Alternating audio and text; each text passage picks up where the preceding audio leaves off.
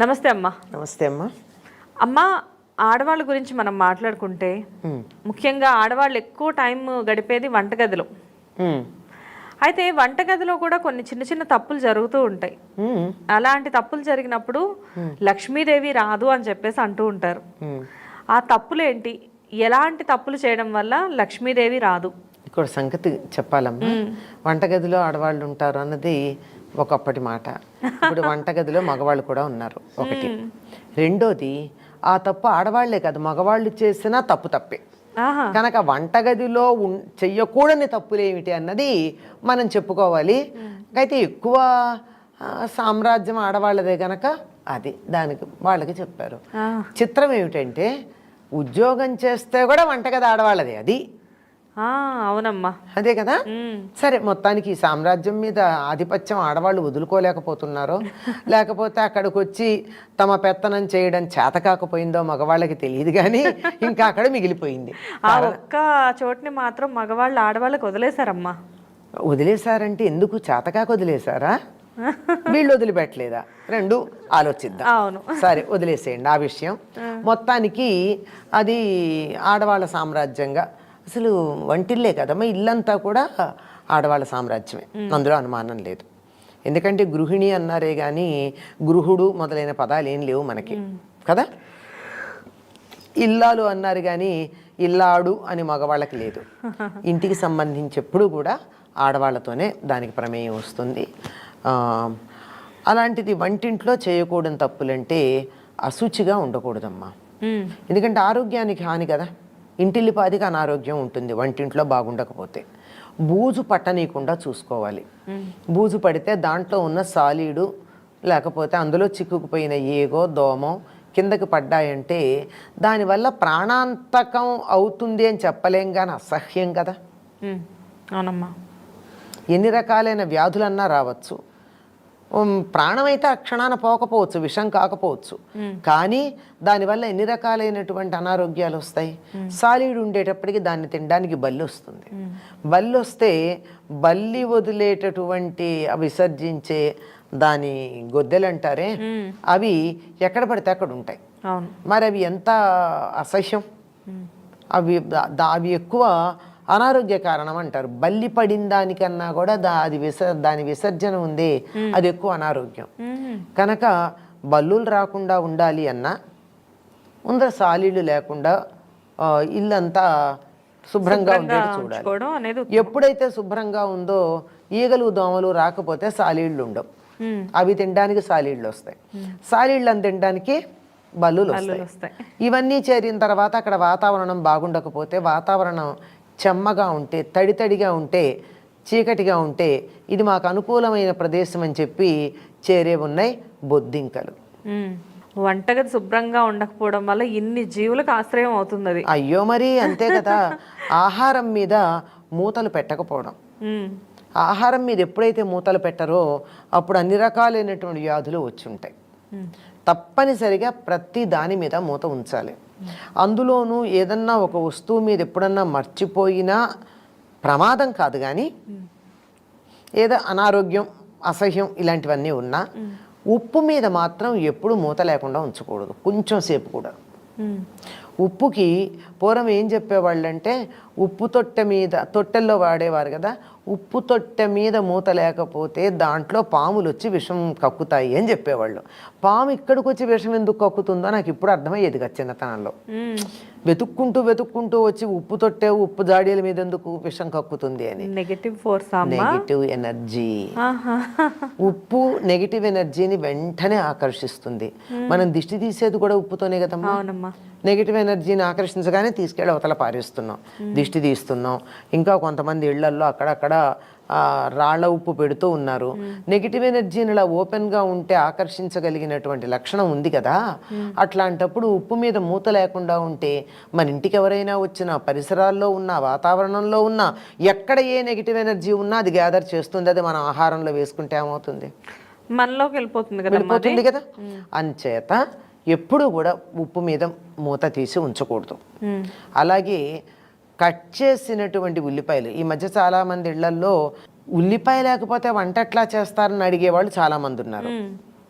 చాలా ఆశ్చర్యం. మా ఇంట్లో ఉల్లి వాడమని ఎవరైనా అన్నట్టయితే మీ ఇంట్లో వంటలు ఎట్లా ఉంటాయండి అని అడుగుతారు. అంత ఆశ్చర్యంగా ఉండి ఉల్లిపాయ తరుక్కోవడం అనేది తప్పనిసరిగా వాడుతున్నారు. అటువంటి వాడకంలో ఉల్లి వాడేటప్పుడు ఎప్పుడెప్పుడు చేస్తానులే అన్నిట్లో కావాలి కదా అని చెప్పి ముందరే తరిగేసి అక్కడ సిద్ధంగా పెట్టుకుంటారు. ఎట్టి పరిస్థితుల్లో ఉల్లిపాయ తరిగి ఓపెన్గా పెట్టకూడదు. ఓపెన్గా పెట్టినటువంటి పచ్చి ఉల్లిపాయ గనక మనం వాడినట్టయితే 100 రోగాలు వస్తాయి. అన్ని రకాలైనటువంటి వ్యాధులను, బ్యాక్టీరియాని ఉల్లి ఆకర్షిస్తుంది. జనరల్గా చిన్నప్పటి నుంచి ఉల్లి గురించి విన్న మాట, ఉల్లి చేసిన మేలు తల్లి కూడా చెయ్యదు అని చెప్పేసి అంటారు. ఆ మాట చెప్పింది వెల్లుల్లి గురించమ్మా, నీరుల్లి గురించి కాదు. వెల్లుల్లి ఆరోగ్యానికి చాలా మంచిది. ఔషధంగా వాడితే, రోజు ఆహారంలో తీసుకుంటే ఔషధంగా వాడాల్సిన సందర్భంలో పనిచేయదు, ఆహారం అయిపోయి. అంచేత ఔషధంగా వాడేవారు. అది చెప్పేది వెల్లుల్లి గురించి. ఇన్ని రోజులు అది ఉల్లి గురించి అనుకుంటున్నాను, కాదు వెల్లుల్లి గురించి. అయితే ఉల్లి కూడా చెడుదేం కాదు, కొంచెం తమో గుణ ప్రధానమైన ఆహారం గనక శారీరక శ్రమ చేసేవాళ్ళు, ఎక్కువ అలిసిపోయినటువంటి వాళ్ళు, కండరాలతో శ్రమ చేసేవాళ్ళు, వాళ్ళు తినాల్సిన అవసరం ఉంది. కానీ బుద్ధిజీవులకు అవసరం లేదు అది.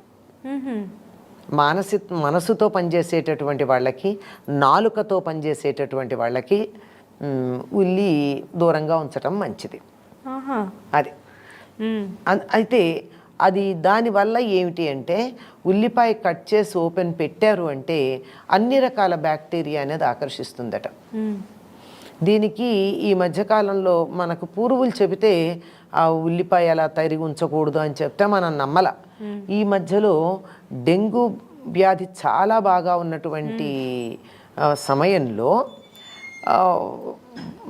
కొంతమందికి రాలేదు, అందరికీ వచ్చిన ఏమిటి అంటే, వీళ్ళు ఉల్లిపాయలు ఉన్నటువంటి గదిలో పడుకునేవాళ్ళట. ఉల్లిపాయ ఉన్న బస్తాలు ఉన్న గదిలో.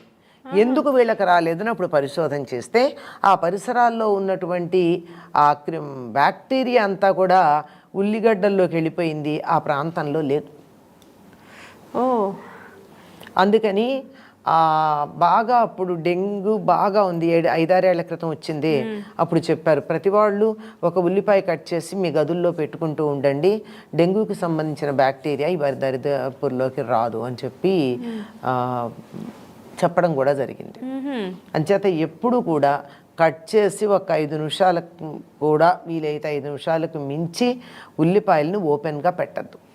ఉప్పు ఎలా అయితే నెగిటివ్ ఎనర్జీని తీసుకుంటుందో, ఉల్లిపాయ కూడా బ్యాక్టీరియా అనేది తీసుకుంటుంది అన్నమాట. బ్యాక్టీరియా, వైరస్ ఇట్లాంటి వాటన్నిటిని ఆకర్షిస్తుంది. అంచేత ఇవి ఎప్పుడూ కూడా బయట ఉంచడానికి వీల్లేదు. అంచేత ఈ దరిద్రం, ఉప్పు మీద మూతలే దరిద్రం అంటారు. ఉప్పు మీద మూతలే దరిద్రం ఏమిటి? అనారోగ్యం వస్తుందనే ఉద్దేశం. కనుక శుచిగా ఉండాలి, తడి లేకుండా ఉంచాలి, గాలి వచ్చేటట్టు ఉండాలి, గాలి బాగా వచ్చేటట్టు. ఇప్పుడు అందరూ బాగా నీట్గా ఉండాలని చెప్పి తలుపులు గట్టిగా వేసేసేటటువంటి వాటిల్లో పెట్టేస్తూ ఉంటారు. గాలి సోకక లోపల ఉన్న పదార్థాలన్నీ ఉక్కినట్టు అయిపోవా? అందులో అనేక రకాలైనటువంటి జీవులు బతుకుతూ ఉండవా? చీమలు, దోమలు, ఇలాంటి రకరకాల చిన్న చిన్న పురుగులు, సిల్వర్ ఫిష్ లాంటివి, ఇవన్నీ అక్కడ లోపల వస్తాయి. కనుక గాలి వెలుగు బాగా పారేట్టు ఉండాలి. వంటింట్లో ఉండేటటువంటి అల్మైరాలు మొదలైనటువంటి వాటన్నింటికి కూడా గాలి వెళ్ళడానికి తగినటువంటి జాలి లాంటివి పెట్టించడమో, లేకపోతే వుడెన్గా మీరు కబోర్డ్స్ చేయించుకున్నా వాటికి చిల్లులు పెట్టి గాలి లోపలికి బయటికి లోపలికి వెళ్ళేటి చేసుకోవడమో చాలా మంచిది. అంతేకాదమ్మా, ఎప్పుడు కూడా కిచెన్లో ఒక్కటైనా కిటికీ తలుపు తెరిచి ఉండాలి. వెంటిలేటర్ ఉంటే మంచిది. బై మిస్టేక్ గ్యాస్ ఏదన్నా లీక్ అయినా వెంటనే ప్రమాదం కాకుండా ఉంటుంది. పొరపాటున గ్యాస్ లీక్ అయింది, తలుపులన్నీ వేసున్నాయి, స్విచ్ వేసాం మనం, చాలు కదా భగ్గుమండానికి. అవునమ్మా, ఆ కిటికీ ఉన్నట్లయితే ఆ గ్యాస్ అనేది బయటికి పోవడం వల్ల చాలా వరకు సేవ్ అవుతాం, చాలా వరకు అవుతుంది.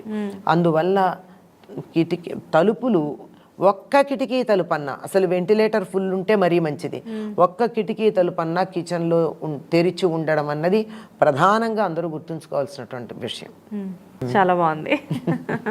నమస్తే అమ్మా. నమస్తే.